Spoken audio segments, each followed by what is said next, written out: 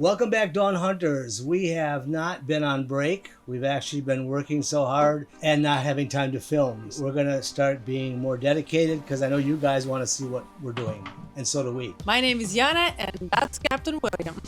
Or Maintenance William. In this episode, there are so many things going on, and we cannot anymore produce episodes about one thing at a time. So there's going to be a lot going on. There's going to be plumbing, there's going to be winches. What else? Drogue, aft anchor line, the dinghy, the deck.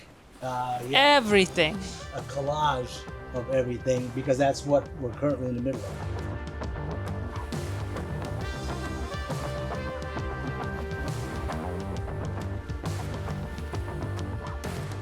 You know, what's pretty cool is that these seats came along with a really fancy base, hydraulic, stainless steel, polished. I was like, all I need to do is mount these, and I've got two helm seats ready to rock and roll.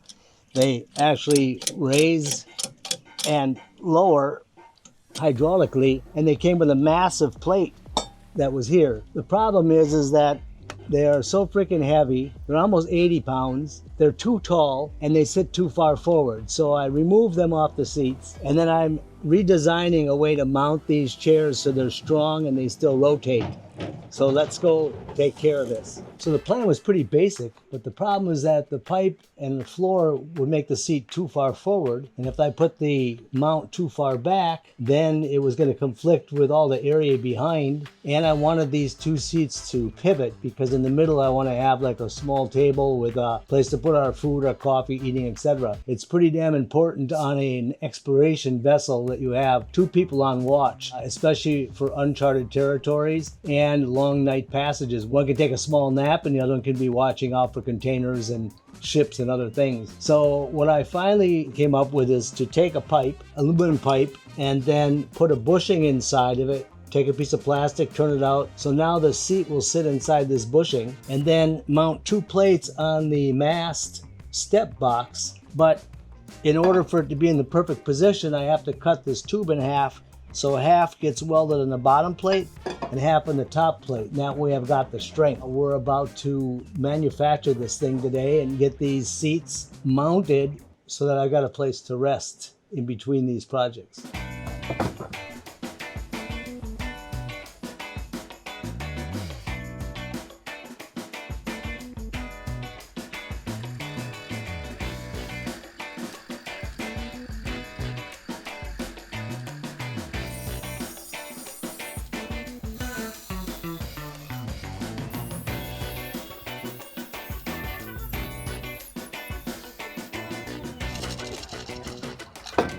So the bracket's made. Now I can set up the welder, and what better place could you be working than out here in the water and the breeze? Let's get inside.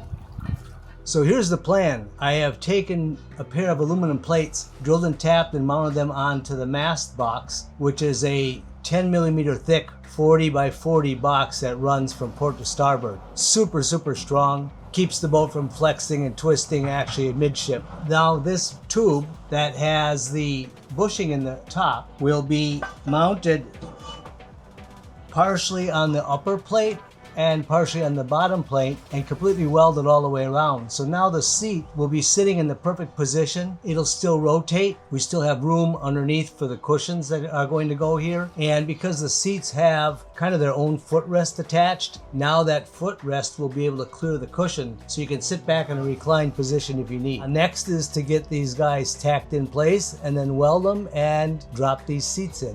Where else could you be welding other than on the water, outside, wind blowing? This is the first time I'm going to be trying using the solar totally by unplugging all of the extension cords. I've got to weld in between the wind because it's so much wind flying here that the gas doesn't always do what it does.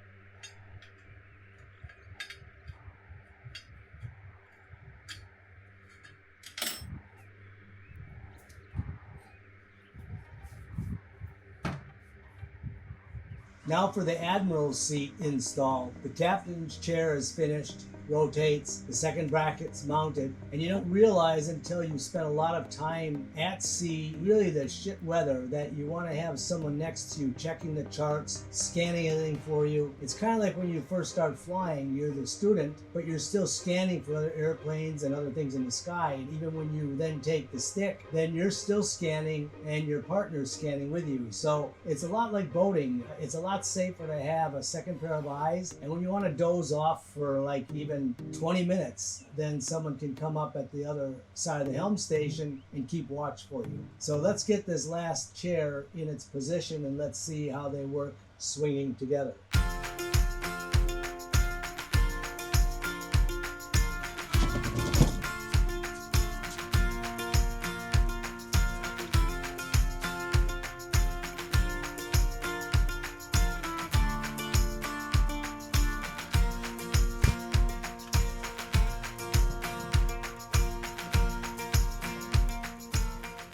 You know, this is almost as nice as a full-on recliner. The arms move, the back adjusts.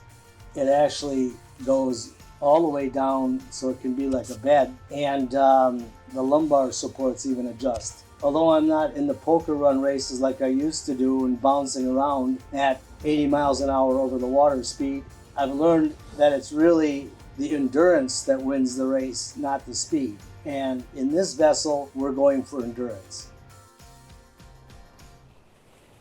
These are irrigation type fittings. They're very strong. Tubing throughout the boat has been cut and modified, so I want to be able to shut off the port on the starboard side. So this kind of acts like a faucet in a sink. So you cut the tube and you put it in line here, and now we can turn it off. So if we want the port and starboard water to work together, we'll turn it on. If we want it to be independent, we turn it off. So we can put one for the cold water, one for the hot water, and then one for the rain collection water. We have a hot water? Dreamer! This is for that maybe hot water. Okay, that makes more sense. So where's the cutter? Oh, this time. There was a snake that would bite you. I thought I'm gonna have a motorized vehicle.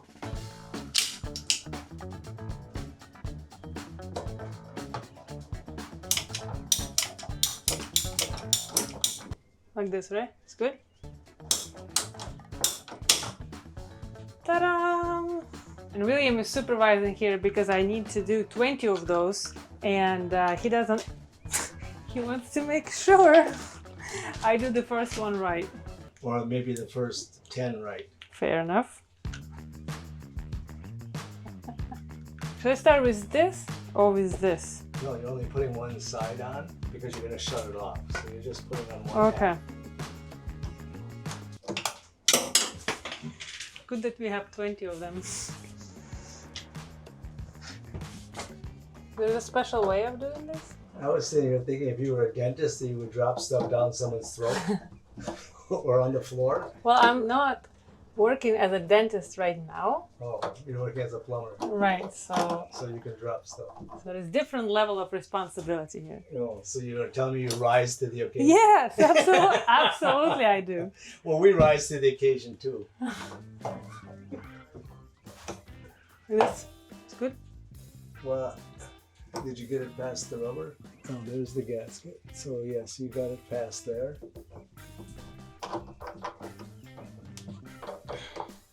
You only get one time. If Really? you're going on and off, you ruin the gasket. Thanks for the words of encouragement. Oh, it's not going in. Is it like? Oh no, it won't. When you tighten the thing, then that's when it compresses Oh, it. okay. So So now that I'm just. little angle guy. So that's it. Yeah. I'm just gonna slide it in.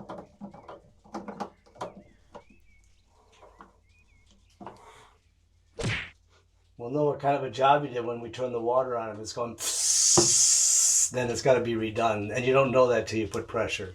You think it's good? I don't know. Nothing like an honest answer. No, but for real, the supervisor's supposed to know. Like, if I'm the doctor and my assistant is doing the tooth, I know if he did a good job. He doesn't. I think that you should manage it. Maybe by the 10th one, you're going to have it down. Right now, you're still experimenting, but I'm leaving and going to have a coffee, and I'm going to let you finish this. Here we have the head, but this is being filled with salt water and then flushing with salt water. So there's a pump feeding this head when I push the button. The other is a valve that opens up and lets the water pressure and fresh water come into the head and then back out again.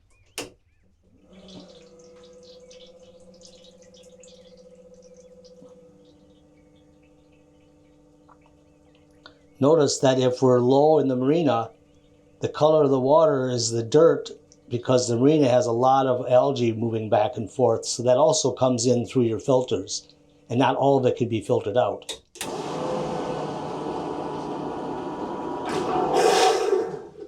So those are the goodies that grow in that line until you actually flush the toilet. The other side, because we're using fresh water, clean water, nothing really grows in the line, so you can let it sit for a couple of weeks. If you don't flush it, it's fine. This smells pretty bad, like sulfur.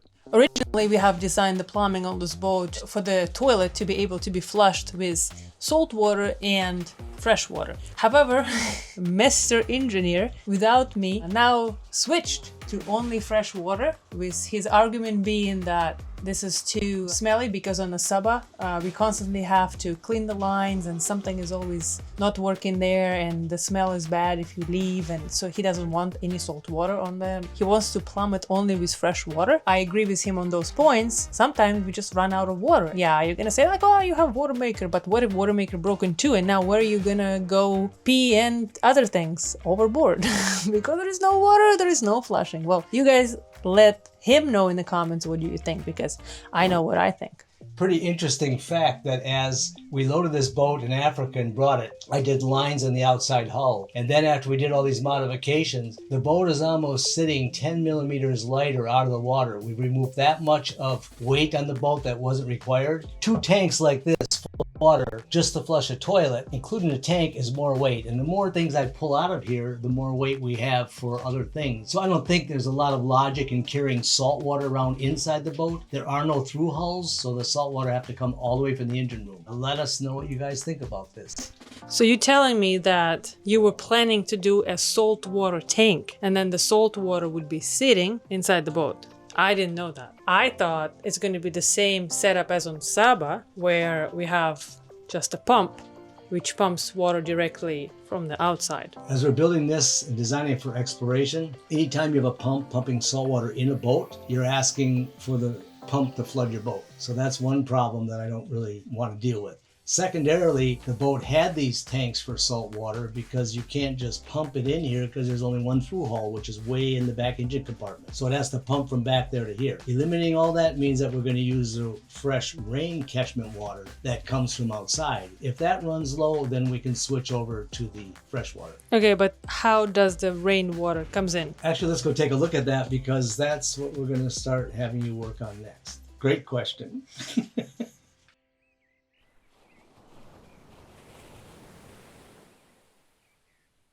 The boat's designed pretty unique because the water runs from the top deck to the side decks, below the gunnel, down the steps, and it goes into a water catchment box, because that way if you're working on the engine, it's not filling the engine compartment. From this box, it goes through a set of tubes and it exits outside. A lot of times it's pouring rain, people are banging my boat and saying, your bilge pump's on and running. It's not, it's fresh water running out. So we're gonna take this and plumb it with a valve to the inside so we can collect all this cool water and use that for flushing and for bum guns and other things. So what happens if there is garbage in there? So that's gonna plug the pipes, right? Actually, there's a screen filter, so if there's any kind of garbage and things, it's gonna filter it first up here with a big filter and then in the line with a medium-sized filter. So we won't have a lot of garbage and trash. But if you're flushing the toilet, you're already putting garbage and trash in there. Well, yeah, but grinder pump gonna break, right? Because if it grinds ungrindable things, then it's gonna break. The pump that's pumping the fresh water to the toilet is a macerator pump, so it's gonna grind anything up like a lizard or anything else might fall in there. I'm afraid if I slip, I definitely gonna damage some wire and we will not leave for the next 5 years. Okay, so you tell me that the water is coming from here and then goes through this pipe. It already looks dirty, by the way. It looks like it's already plugged. Yeah, it goes from that through that pipe, and it is dirty because this was in the boatyard. All the crud and all the nastiness on the top of the deck was running into our system. So I'm installing a Y valve that if we're around the marina or the nasty places, I'm not going to let the water collect. And what about bum gum, mister? Bum gum? Bum gun, mister. Are we going to be using nasty water to spray our nasty bums? For those of you who don't know what that is, here in Asia, especially in Thailand, this is like a super cool thing where almost no bathroom in Thailand will have toilet paper, but they all have some variation, different ones, different levels, where you splash yourself with water after you've done your things. So we've adapted quite well, and we installed bum guns on the boat. And for outside bums, not bums, for outside buns, we have the oversized bun gun. William designed this spool, which is a really cool place he found for it. This part was designed to have one of the life rafts, so we removed that and put the spool in here. It's also, you can do it by hand, but it's also electrical right now, and you can deploy your drogue in a bad weather. Then you can also attach a line if you need to anchor both with your anchor and you need to attach your stern to something, so you can use this to attach yourself to the shore. So use this line, it's 150 meters, so you have plenty. And then also William never lets anybody to jump overboard to swim without a life ring, and so we can use this rope as well, because we always like running around like, oh my god, where we can find the rope. So this rope is right here. Originally I didn't know if we actually need it, and I suggested we remove it to reduce the weight of the boat, but now standing on it, it's so cool. There's so many things you can do with this platform. Super convenient for boat life. And I was tasked with putting this, the end of it, like nice and clean like this, but I think he just makes this job for me to stay fit. He doesn't really want to exchange me to a Thai wife, because that would be too much work to start from scratch. Hey, you done yet? No, I'm not done yet. I've been here for exactly 5 minutes. Then you should have been done 4 minutes ago. I'm hungry. And go cook yourself a meal. Go cook myself. All right, so give me a holler when you're done, and then we'll go get something to eat. And then you're gonna cook for me too? No, Give me a holler. that's your job. This is just a temporary job. Okay, I'm almost. Ah. See, you always think in the comments I'm the mean one, but I'm not. I'm just mean in the camera. That was a test. I have to test if the platform can handle excess load. Sorry, Excess extra load. Thanks. See, that's exactly what I mean. Done. Does it supposed to like attach to something? Ah. Nice. That's why we have aluminum boat. Everything on the boat needs to be Yana proof. If it is, that's a good design. Unbreakable. I'm sitting down here in the engine room because I'm finally attacking the bulkhead between the engine room on the starboard side, port side's the same, where I'm going to be rerouting the saltwater intake for the water maker and also for the anchor chain washdown. And because this is watertight bulkhead, if anything was to happen, break a sail drive, knock off a rudder, whatever, this is going to fill up to the water line and then stop, and it can't go inside the boat. So every through fitting is the through hull fitting in the bulkhead for fuel return, and then for the raw water intake. So for the seawater, the boat only has an inlet on the port and starboard engine room bays, and that's a long tube that has connections on it, allows me to take water from that. If it plugs or if I have to clean, I take the top off the tube, ram a rod down and clean it all out, put it back on again. And now I'm going to run the lines, because before, the original raw water feed to the water maker was below the water line, so there was always water available at the pump. But I'm going to add a lift pump. I would much feel safer having the water come up over the bulkhead and down, and that way if I was to break a pump or a hose clamp, the water's going to run into this bulkhead and not in the rest of the boat. So I've got to replumb that. The other is a big yellow hose here, and that is the pump out hose for the keel. The boat has the ability to fill the keels with water. For additional ballast, whether you want to go up to an island ballast and put the weight of the boat down lower and pump it out later, or you need additional ballast in really, really heavy bad weather, that is also coming through the bulkhead, and the pump to feed that is with the salt water from this same location. Here you can see the standpipe that comes from the hull, which is welded in place. There are two valves. One is currently blanked off. The other valve has the outlet that will feed the input for the water maker. And this then is going to be re-plumbed and rerouted so that I will add a pump on the sidewall and then let that hose come up and to the upper portion of the bulkhead and then through to the water maker, which is on the equipment tool room side. You'll notice also that there's a cap on this standpipe, so if I take the cap off, I can run a rod all the way down to the welded location in the hull and clean that pipe out. So furthermore, I will have a sea strainer to keep that water clean somewhat when it comes on in. All that's going to happen back here, and you see also currently I am testing the through hulls that were custom designed and built for having the fuel and the return. That also goes in the other side of the business room. All of this is in a watertight bulkhead in the engine room. Something else that's extremely important in exploration vessels is that normally vessels are going to have a wire hose that has nylon part of the design, and the diameter and the hose have somewhat of flexibility, but the thickness and flexibility also means if you're going to do a tight radius, the hose ends up crimping under heat and now your flow has been restricted.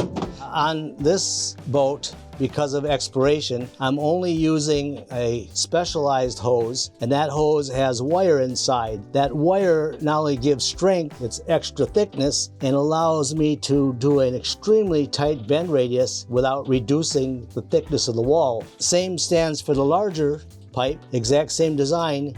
I can get a really tight radius without compressing, and whether it's hot or cold, it's always going to be maintained like that.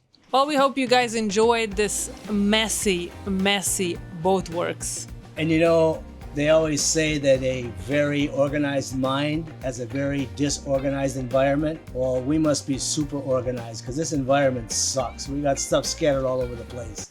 That's what disorganized minds created to feel better. And you know, I've shown many people the boat, and the unanimous decision is the man cave, the tool room, the place where the men hang out. That has gotten all the 5-star reviews. We hope you guys enjoyed the episode, and remember to hit that like and subscribe button if you're still watching.